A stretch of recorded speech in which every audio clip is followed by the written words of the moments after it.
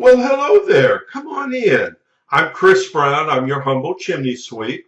I was just going over your chimney inspection report, but now that you're here, make yourself comfortable. Let's go over it together, shall we?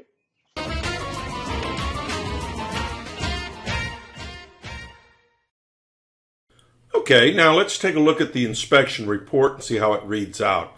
This is a generic report. This is exactly what you will get, only your information obviously will be filled into all these blanks. The upper right-hand corner of the report is the legend. Each one of these initials pertain to something. A is consistent with the age of the chimney. B, see comments below. C, repairs needed. D, need further evaluation. Or E, not applicable. And they're placed into the boxes next to the parts of the chimney that can be easily identified in this diagram. And then, of course, you'll find my comments here below. Now, let's take a look at your personal report. So stay with me. Hey, great looking house. Boy, we finally got a little dry weather after all that torrential rain. 4 inches of rainfall that one day was reported. So I'm glad we're not going to be in a drought for any time in the near future, I guess. Let's take a look at the tops of the chimney. So we're looking at the living room chimney, and boy, we got a little vegetation growing here. That's not good. You know, birds through their droppings, you know, they eat seeds or whatever, and then through their dropping, they drop them into these cracks, and the vegetation grows. A lot of water's getting down in there too, and so both the crowns have the similar issue. The only difference here is we don't have any plants growing there, no vegetation yet. But water's definitely getting down into the body of the chimney. You can see it.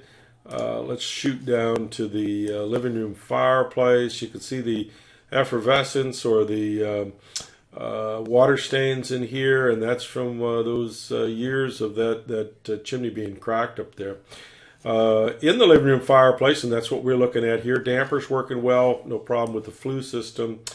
We scroll up here to the, it's an open wood burning fireplace. Missing some mortar in the upper profile. This leads right up underneath into the wood area of the mantle. Needs to be repaired. The other one has some profile issues as well. Profile simply means the joint where the bricks surround, and hearth extension, not the hearth. The hearth is actually, by the way, the floor of your fireplace. We learn something every day.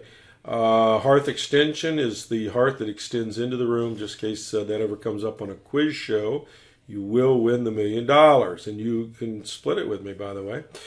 But anyway, so that needs to be repaired. Also, the DIN one needs to be swept out. Found this damper handle just sitting in the ashes. From everything, it looks like it just needs to be reattached with a Carter pin. No big deal. When we sweep out the chimney, that's what we'll take care of for you. No problem. Easy peasy. I wasn't asked to look at, but nosy me went and looked at your vent-free gas logs. Well, obviously, vent-free gas logs do not use the chimney. As a matter of fact, they use a firebox. Prefab firebox looks just like this. Came out of a cardboard box, probably installed by a carpenter. Hold on a second. We'll shut the sound off there.